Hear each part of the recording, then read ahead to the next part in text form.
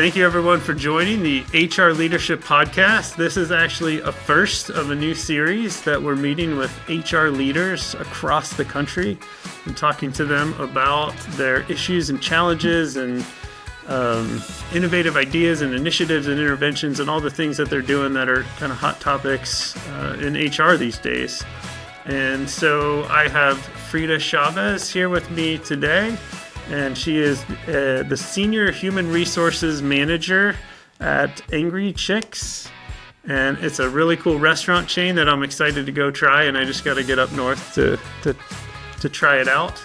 And yes, there's a lot going on with growth and getting new stores, so I'm excited to talk to you today about that.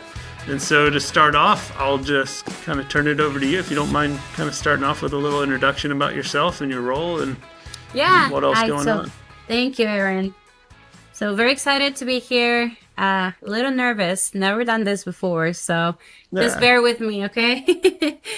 So I've been the senior HR manager at Angry Chickz. I've been with them 2 years in October. It's been 2 years. We have a total of 31 locations open right now, excluding franchisees. With franchisees, we're at 33. We're opening another one next month in La Quinta, so we're all very excited. We actually just opened one in Victorville on Friday, so that was really neat to see. There was over 400 people lined up to get in the door in the morning. Yeah, it was really cool. I mean, people are very dedicated to these lines. We hand out jerseys, and there's like coupons of free food for a full year for like the first couple of people that make it in the door. So it's a party, huh? It is. I mean, there was a DJ, there was the band from Victorville's high school and the cheer team. Oh, cool. And it was this whole event. It was really, really cool to see. It was my first time going to one, so I enjoyed that. So I really oversee the department. It's barely growing. For a little bit, it was a department of one, which I know we see a lot in the HR field. We see a lot of one people departments, so our hands are always in so many cookie jars. But I mean, I like the challenge. I like to stay busy, and so this role definitely pushes you to keep innovating and to keep thinking outside the box, right? That I think it's what's needed in today's world. Yeah. So what got you into HR? I think you said you've been in HR pretty much your whole career, correct? Majority. So when I first started, it was a really soft start into HR. It was like really soft. I really started with like onboarding new hires and payroll. And it was a lot of like manual payroll. I remember, and it was working with union. So that was my soft start. But it was a pretty big company, so I didn't really touch leaves or employee relations issues or really anything like that. But I was like the middle person in between the corporate office and in the field where I worked. So that was my soft start. And then from there, it just kind of, my job after that, that's where I think I learned the most. I was working for, it was then Lucky Strike, the bowling company. So I worked with them. So not the cigarettes. So the bowling company. And I think that's where I learned the most. That's where I actually got the exposure to see all of the employee relations and all of the leave situations and investigations and the payroll and the system administration. And so that's where I really began to like it, because of all the different things that you're doing at the same time. And like I said, I like to stay busy. So then moving forward, here we are. So I've probably been in the field from my soft start to now, maybe 9 years, 8 years, 9 years. Sure. Yeah. Nice. Very good. Yeah. And when you're in a smaller group, you get to do all kinds of stuff, right? I learned that too. The smaller the group, the more widespread you are. You're a generalist and a specialist and the lead and everything, right? Definitely. So you get to touch it all, whether you like it or not. Awesome. Well, let's dive into some of the challenges and big hot topics, I guess, that you're working on right now. So I know you had a few that we discussed, and so what do you want to jump into first? Yeah, so one of the biggest challenges I think I've come across this year is the immigration situation, all the push that's been happening with the new administration, Yeah. and in California being so with it has a lot of immigrants, right? So our population is huge immigrant. So that's been, I think, one of my biggest challenges because it's changing every day. And as an Right. employer, there's certain things that we are allowed to do, and there's things that we definitely can't do. And so I guess trying to bridge that gap of being able to provide security while also abiding and while also complying, I think is what's a little challenging. hmm And because we have so many locations that everybody, it's someone different at every single location, right? That we need to put in charge. And then with the turnover, then they'll leave or they'll find something else. And then we need to reassign someone else.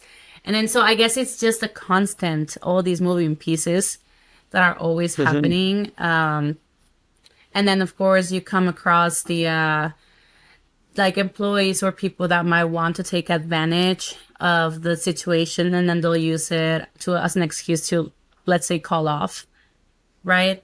And then we come into the questions of, well, can we document people because now people are calling out and now we're short staffed. But I mean, how do you address that, right?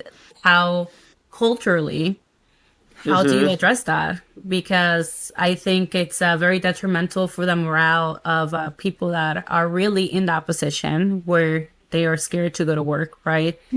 That they get disciplined for being afraid to come to work. But then you have the people that are doing it because they know that what are we going to do? It's it's kind of that back and forth. It's in between that I think is the most challenging for me. Yeah. Because I don't necessarily, we've never had to address it before like this. So, Right.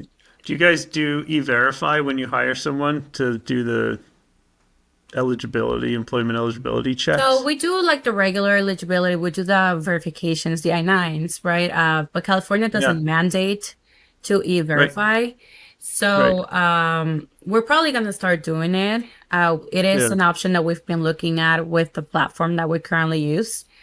Yeah. But no, we do Yeah. not Do e-verify. you, so do you have any examples? I'm just trying to get a feel for, what the challenge is. I mean, obviously, as the rules are continuing to change, there's a policy issue, right? And you're kind of a single person, so it's not like you've got a whole bunch of time to just sit and dig and rewrite policy, and then you got to communicate it, make sure everybody knows what's going on, and so you're basically setting precedent.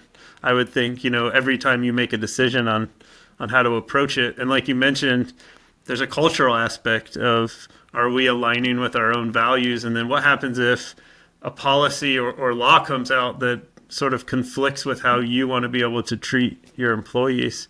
So I was just curious, is there, like, without obviously getting into names or locations or anything, just to kind of get a little better context of the types of examples these are bringing up or challenges? Yeah, so really the biggest one has been of employees just calling out, right? And creating the Okay. restaurant, making the restaurant they're short staffed, right? So they Okay. have to be calling in all these additional staff or team members to come in and cover. Yeah. That's really the biggest thing. We haven't really seen anything crazy as far as rates go or anything like that Sure. happening.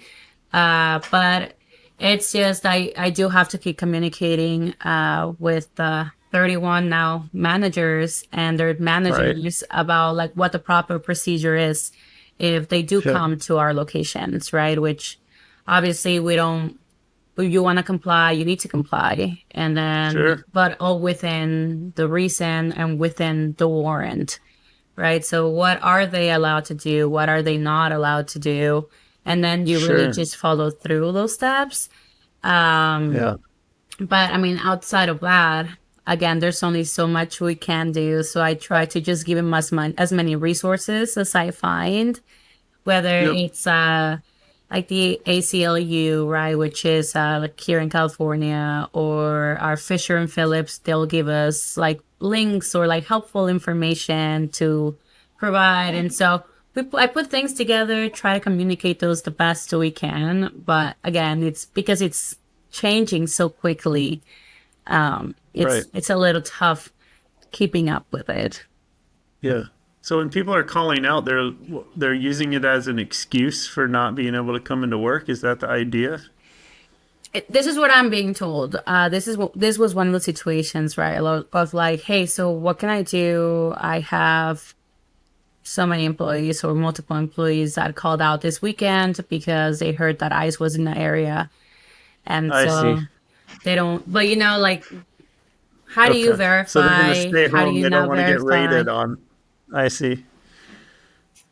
Right. Interesting. Yeah, that's tough. And then like that adds stress to the organization. And then I'm sure you have attendance policies and stuff. And We do, but then we come back into the cultural aspect of it, right? right. That you want to enforce the policy, and but then you also come into in the policy, you have to call out at least 2 hours before the start of your shift, right? So Yep. what if they are calling out on time, right? Yeah. And then so it just Right. becomes like, well, they're doing it the way that the policy is written and is requiring them to do so.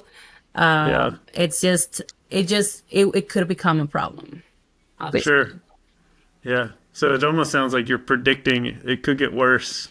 And then it is going to be something you're going to have some tough conversations or sit down with some people. And yeah, I mean, what do you say to them, right? As they're talking about their livelihood and this fear.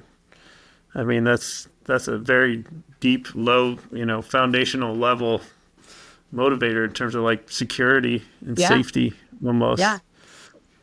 Yeah. Yeah.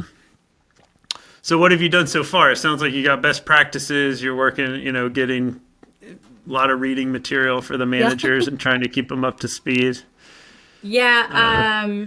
Yeah. So right now it's really, we're preparing for next year, right? We have so many locations opening up next year. I hear we started when it initially was communicated to us, they said it was going to be about 15, 16, and now they're talking about maybe 20, which it's a 20 crazy amount, stores. crazy amount of locations for one Wow. year. It's a lot of work. So I guess right now our biggest focus, and I'm working with several departments on this, is really how do we standardize this? How do Right. we reduce all these room for error, right? Because we're Yep. human, and that's always going to happen. But Sure. how do we reduce that so that it's Right. easy fixes? And so we're creating all the SOPs, right? And Yeah. creating all these like processes so that they run smoothly, because there will be a point in next week in which we're opening one per week, like one a Right. week. So That's a lot of parties and that's a lot of angry chicken. it's a lot of chicken for sure. So yeah, I mean that's like I think that's the most exciting. It's a lot of work, but it's a very exciting time. I think because when we started at the support center, which we call our office, we started with like 4 people. It was only 4 of us. And so Right. we're up at 20 people. We're hiring 2 more before the year ends, Yeah. hopefully 3. So, I mean, we're Is growing that very, very. HR No. specifically, or is that that's all corporate, right? So for HR, today is the first official day of my 2 new temp to hires. Today is their Oh, first day nice. as a company. And then I am gonna recruit for another one, but this person who realistically probably won't be till January. But Hmm. then we have like other departments that are also hiring for them, like development just hired 2 more people. So we're just growing super, super quickly. And so right now it's just a time for all of us to make sure that we're aligned and Hmm. make sure that we're on the same page for next year so that nobody's running around trying to figure out where something went wrong and we know exactly how to fix it. Right. So where you, I mean, that's a lot of hiring. That's a lot of, policy kind of stuff. And so yeah, it sounds like you're trying to automate a lot of things or just document process and get, I mean, you're at that point where, the one-offs doesn't work anymore, right? And it's not efficient. So you have to scale. I'm just curious like, is there certain areas you're kind of starting with or focusing on, or are you trying to kind of spread across the different areas of HR? So I think I'm spreading across different areas right now. So the one thing, so we just recently got a training department, right? So Okay. I work closely with her, so Hmm. that we're actually doing a lot of our training during orientation before we Hmm. even open the doors. Got it. And then so that's helping us move smoother as we go, and that way we don't have to go back and forth asking for additional things once they start working and they're super busy. Right. So that's the training aspect of it. And then I independently do my training sessions with the new teams that are like as they're coming in for management, and then Hmm. trying to get those standardized as well. And then on the other pieces or in the other areas of HR, right? I am working within the platform to integrate other modules that we already have in there, to Got it. help us do like exit interviews, to help us put a stop into or try to figure out where the reason for the turnover, right? Or to better our retention, to improve our retention. And we have a pretty Yeah. decent turnover for the industry, which is like 125%. For the industry, we have Still, about, that's a lot of outs and ins, coming ins and going outs. I mean, but yeah, yeah. for the industry, it sounds like that's pretty Well, average, no, right? Or so the decent. industry has 125, but for Oh, us, okay. we're under 80% right now Oh, okay. Well, then as that's really turnover. good. It's Which, still high turnover, though. yeah, but for That's industry, it's pretty good. sure. Well, you're hiring a lot. It's a lot of part time, right? Younger. So it's not just that they come in and they don't work out or they want to leave. It's they've got other stuff, right? They're graduating. They're going to do school or other careers. I would assume, right? Yeah, yeah. So we have a lot of high school. Hmm. In certain locations, they have younger team members, and in others, some locations don't Hmm. have like any high school students, but we have a lot of college students for Got it. sure. And so you have a lot of turnover because, yeah, they have their schedules, right? Or they have different classes next semester. We have some locations that have a lot of military people. And Okay. then so they'll be deployed or Yep. they'll just be changed to a different base. And Yep. so there's a lot of moving pieces in that aspect. Yeah. But industry wise, it's not bad. It's just Sure. we always want to know how we can improve, Of course. right? And Yeah. so that's one of the things that we're working on in the system. And then other departments are doing their own integrations with other platforms. As I told you, right, that they were working on this frontline training for all the team members as they're coming in. And Yeah. so, yeah, I mean, it's exciting. It's a lot of moving pieces. It's a lot of training development into the existing team that we have, plus everybody else that's coming in. But Yeah. No, that's good. What about on the cultural side? What kind of stuff are you doing, or I guess just in general, are there things that are working really good, or any kind of unique processes or policies or initiatives that you've done that you really like or you're proud of? yeah, so one of the challenges I had when I first started, because we're such a young company, right? Hmm. That it was bringing up all these processes from the ground up, right?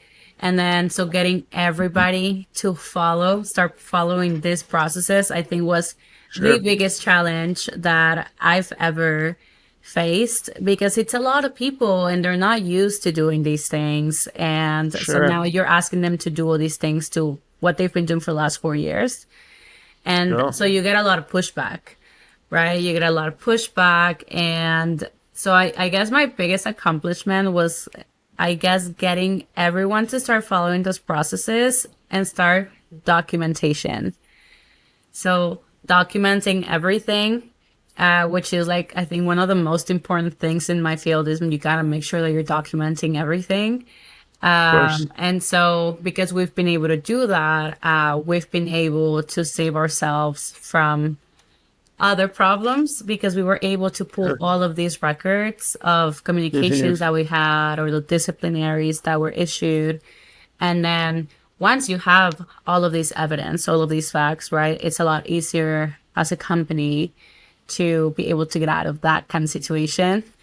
So talking legally, right?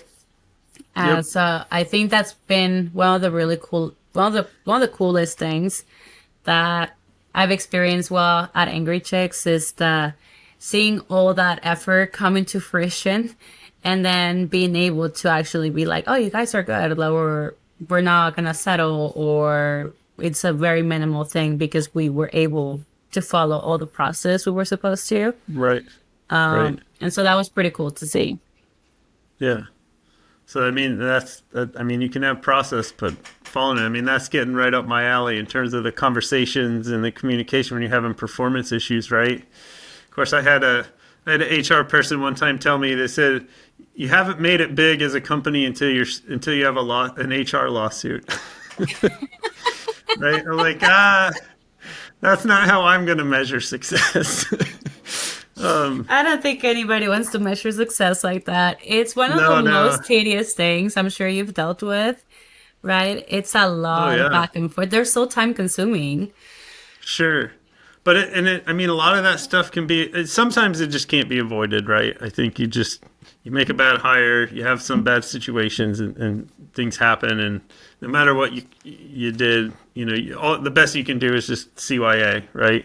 Just have the documentation, and, if it happens, you defend yourself. But, I mean, that it gets into culture and having those conversations. And, that's where I get really interested, is like living the culture, right? You can define a culture, you can have values and, go through it in orientation. But if employees get to their work site, right, they get to the store and it's not that, right? It's different. It's not what it sounded like in orientation. Then, that's what the real culture is. And it's very easy when you're busy to just skip through those conversations and avoid it. And, but, they say bad news doesn't get better with age. It's not a fine wine. So, the sooner you can have those conversations, and the more direct and I guess sincere and authentic, the better you create. Going back to motivation, it's, the psychological needs. I think we've talked about that a little bit, but autonomy, relatedness, competence is how do you teach your managers how those skills, right? And some of them, I think, just have it intuitively. They get it, and the way they were raised or the experiences they've had through their life or their personality traits and things kind of lend to that. But others, not so much. And you get stressed, especially, you're opening a bunch of stores, and, how much time are you going to have to really help those managers and give them the time they need as, you get more and more people to have to support. That's tough. Yeah, no, it is. And, funny enough, it's funny that you bring this up, because just this morning I had this type of conversation with my team now, right? Okay.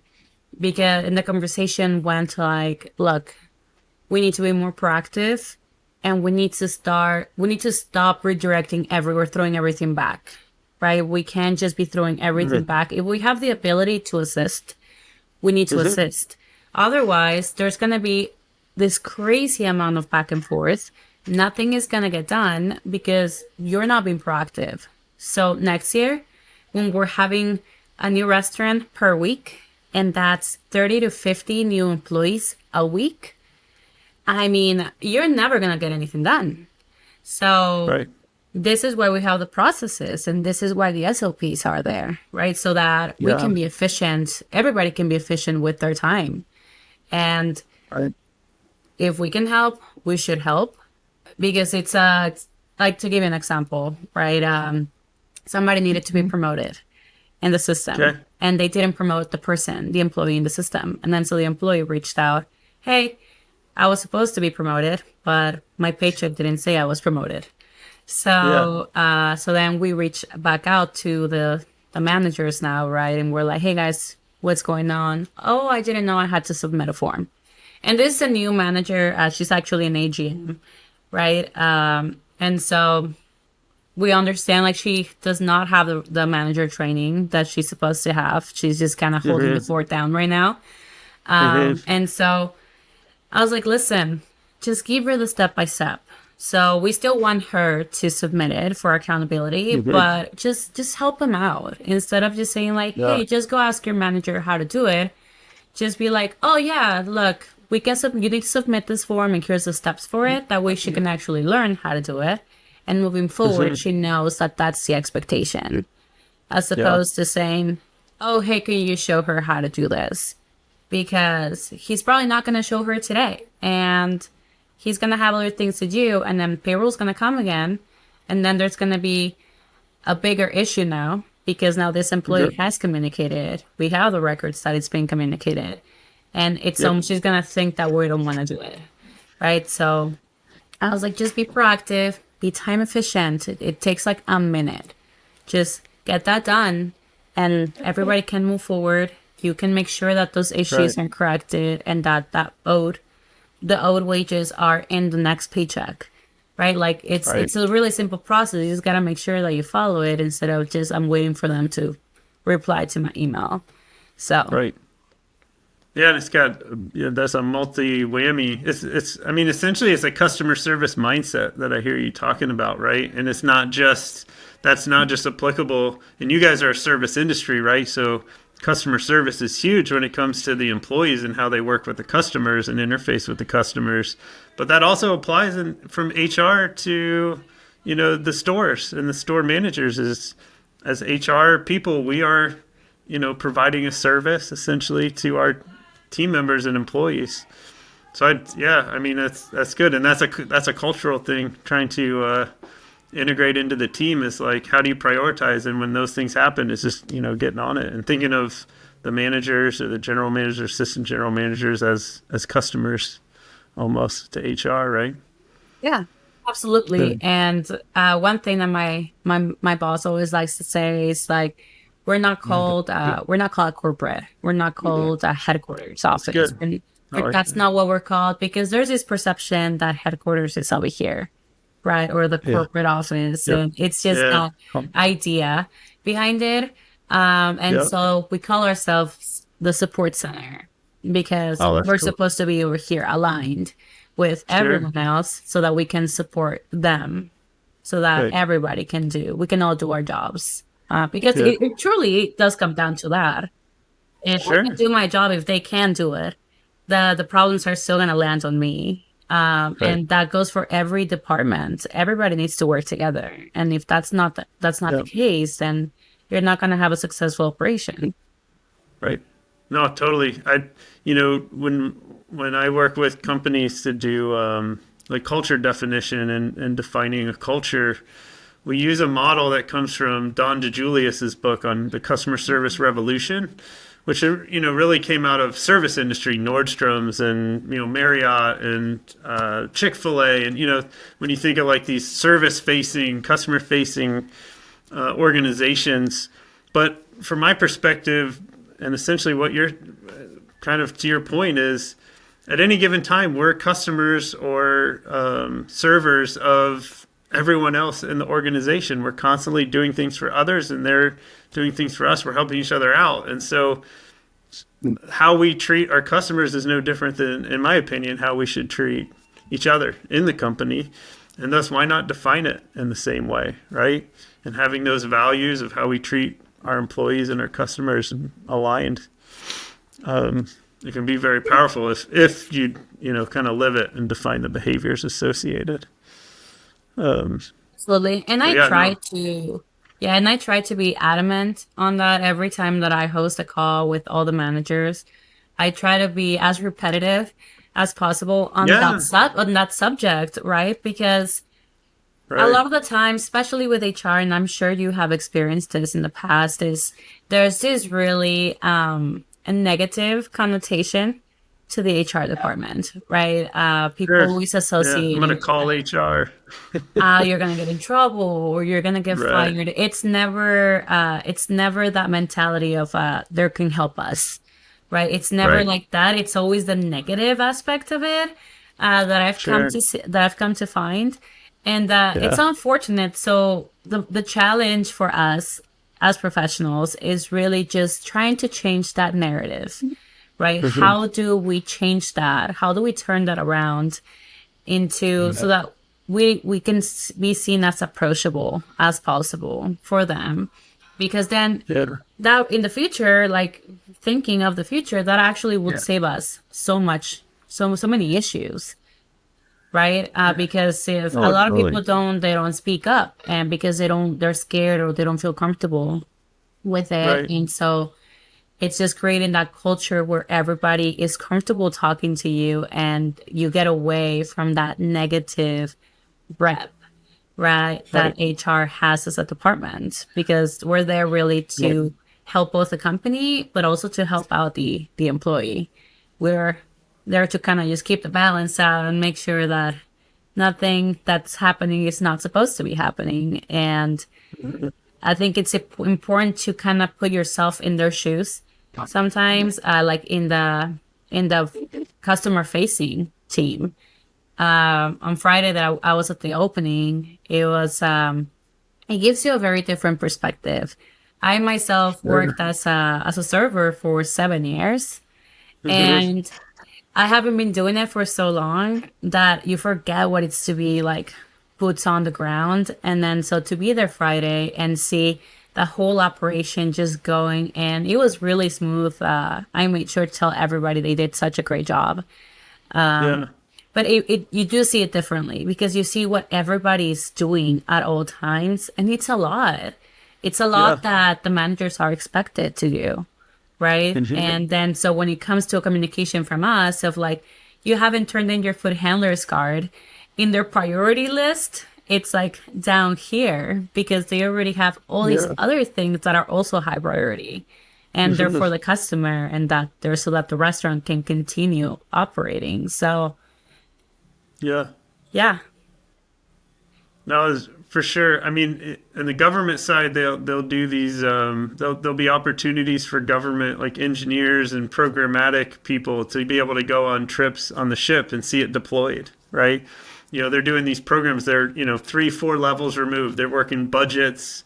To send contracts to people who are building something or testing something that then gets built somewhere else and installed and then used by the fleet. And so, but that it's relatedness, I believe, right? Going back to the motivation stuff, is you're finding that connection and understanding and the empathy you get from that. I think that's huge. It's we measure in one of our surveys as meaningful work, right? And the purpose behind it. So do you understand the position that the other, boots on the ground people are in, and that can make a huge difference. That sounds like a great thing to do with your whole team, especially as the new ones as they're coming in. Have some like go make them work behind the counter for a day or two. Yeah, we actually have done that last Yeah, year when, well, I mean, I just got back from leave, so I've just been crazy sure, busy. But before leave and last year, we actually were doing that. We were nice, sending them for a full day to just work at nice. like their closest restaurant, Hmm. and they'll be in uniform and the whole thing, the whole shebang, and Yeah, they'll get back there and they'll start making the bowls and they'll start making the sliders, and it's yeah, they do it does give them a different appreciation for yeah. what the team goes through while they're working. Right. No, and I think there's a huge aspect of when you're removed from that. And so if you're working with someone who's not in the same location, and especially if you've never met them before, you're going to have all these new managers that your HR team's interfacing with. It's very easy to start looking at them as a resource, right? Or as an object as opposed to a human. And I think it brings just that closeness and the interaction, it brings that humanity back into it, right? Where you can have the empathy and you can understand their perspective. And it's not just about getting a form through or the pain they're causing you because they didn't fill out the process right, to Yeah. your example, right? It's like, nope, I get it. it slipped through. We'll do some things that maybe can fix that in the future, but it's not about, making assumptions or jumping to conclusions about what they did or didn't or their intentions, right? Because I think for the most part, and I would guess in your organization, 99, if not more percent of the time, the intention is good, right? It's not that they're purposely trying to do something, especially if it comes to like one of their own employees. They want their person, if they got promoted, to make sure they get the paycheck. They might not understand the pain of doing back pay because that's a pain in the butt, and updating the system depending on the HRIS, I guess, or payroll system you use. But no, that's great. That's good stuff. Yeah. So, yeah. What about, so like cultural stuff? What are you doing? You're growing fast. You're, like you said, you're hiring 30 to 50 people for each store, and you're talking about 10, 15, 20 stores or more over a year period. That's a huge growth, not to mention the turnover. One of the biggest risks that I've seen with culture is that if you don't define it, right, and you don't have it really instantiated within the group and you're opening new locations, you run this risk of the culture sort of shifting on you over time, right? So I'm just curious, do you have things that you've done or are working on doing to kind of solidify some of those key cultural things that I assume kind of the first few stores really started and made it so successful? And, how do you keep that going? Yeah, so it has to come from the top, right? I think that's the biggest piece to the whole culture as we open, right? And we spread across all of our locations. Yep. And so our operations team is super aligned on culture. And so because we started so small and it's been evolving with us all together in the same office, it's now easier to communicate across. And so as we're bringing our people on board, this is the expectation, right? This is what the standard is now moving forward. And that's why I like to do all these one-on-one trainings, and I give them my direct lines, and I'm like, listen, you can always call me, you can always text me on the weekends. And I always make it a point, you don't need to reach out to the team on the weekend because I can take that call, they don't need to be calling everyone. And I'm like, listen, I'll help you as much as I can. And that is always a message across, right? And I can tell you, even on Friday, our CFO was bussing tables. That's awesome. Yeah, so he was there and he was buzzing tables, and we were like, yeah, you go. And when we first started, he would help me do payroll. He would do the tips. Yeah. And so we always joke around, and we're like, man, you have so many job titles in your resume already because of all these other things, because nobody's afraid to roll up their sleeves and just do what needs to be done in order to just be able to be successful, right? Yeah. And that is the culture and that is a message that we always try to communicate and run across. We have weekly meetings. I have weekly meetings with the team, right? With the managers and with district managers and with the directors. And this is always a message across. I'm like, listen, this needs to be fixed, or this is what we're missing. But how can I help you get that done? And then the VP, he'll jump in and he'll be like, what do you guys need from me so that we can get this done? So we all really just like to work together. And we make sure that everybody knows that we can figure it out. We just need to know what's needed from us. And I think that's important to know, because I have been in jobs before in which that's not the case. And you don't even know who to turn to, or that nobody's going to help you if you need the help, because that's your responsibility. And I could tell you it's been a very refreshing opportunity to be able to have the job I have now.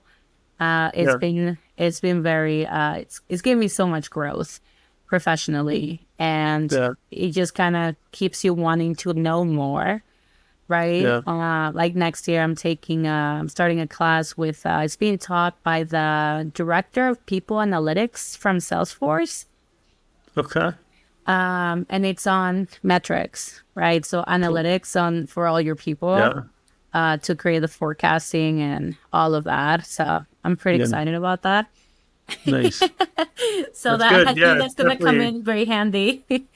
yeah, no, that's a hot item is how do you measure? How do you measure it, right? How do you know how you're doing and are you right moving in the right direction? And there's so much data out there, but how do you use it In your effectively? favor. But yeah, no, that's great. And so the only thing I'll say is like that culture of like, yeah, it's essentially an underlying assumption of like no job is too big or too small, right?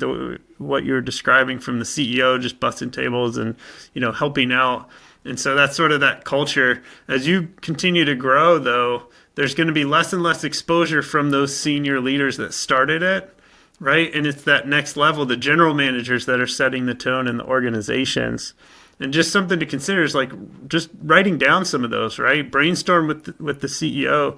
Think about what are some of those underlying assumptions that we just live by that make our culture, great and what it is. Like, no job's too big or too small, or we roll up our sleeves to get the job done. Whatever that ends up being, it doesn't have to be like some silly cliche or something, but documenting that down, and not just because the word, right? You think of like values. Oh, well, we believe in honesty and integrity, and not that those are bad things. I think we all should do that. You put those on a poster, but that's not what drives the behavior, right? It's the people, it's the actions, the examples, the situations, those stories that like what you're talking about, like that sticks with you, right? And you remember those things.